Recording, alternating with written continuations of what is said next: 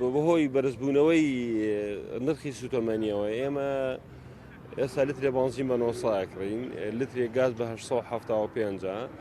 ئێمە لە هێڵەکانە ئیشەکەین جگەل لەوەش مەزموعەیە تەلەبە هەمووی ئەو مەزموعەی کە لێرە بوون ئێوە تۆزێک دواکەوتن ببوورە ژینە پێشتر قەڵەباڵغێکی زۆر لێرە هەبوو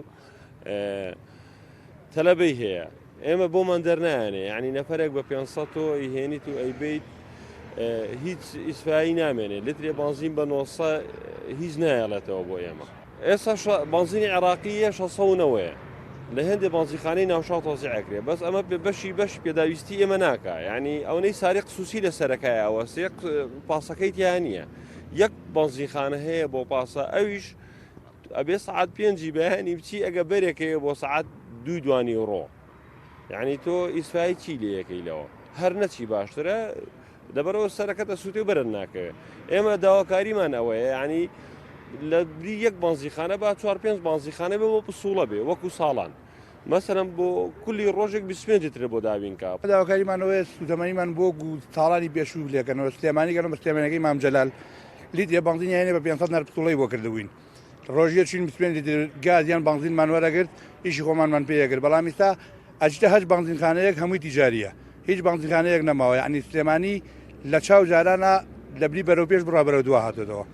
ئەگەر هەر ئاوا بێ ئێمە ناچارین سیارەکان ڕاگرین و ئیش نەکەین ئێمە کاسبی نەکەین هەم خەڵکی زەرمەند دەبێت لەو کاتەیە چونکە بێ بە تەکسیات جوگات تەکسیش قەت ناچێت بە 500 نەفەریات چوو پێ بکە گرانبوونی نرخی سوتەمەنی بەعام کاریگەری لەسەر هەموو جملەکان هەیە چونکە ئەمە تەنیا سلێمانی وابزانم بەقەر دهۆک و هەولێر پاسی تیا هەیە وە گرانبوونی سوتەمەنی تەنیا کاریگەری بوو ئەمە نییە وە گران نەکردنی هێڵەکانیشمان تەنیا هۆکاری ئەوە نییە بڵین لەبەرەوەی کە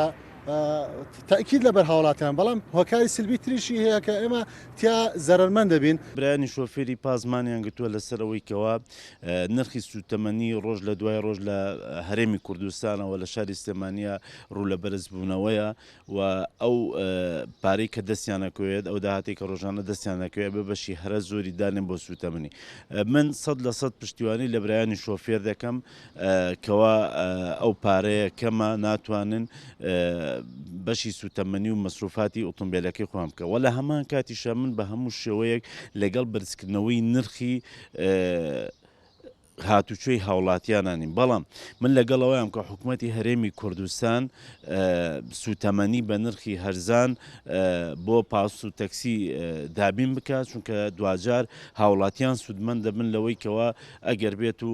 حکوومەت چەند بەنزیخانەیەک دابنێت بۆ پاسەکان هەروەها بۆ تەکسی و بە نرخێکی زۆر هەرزان بنزین و گاز بفرۆشێت بە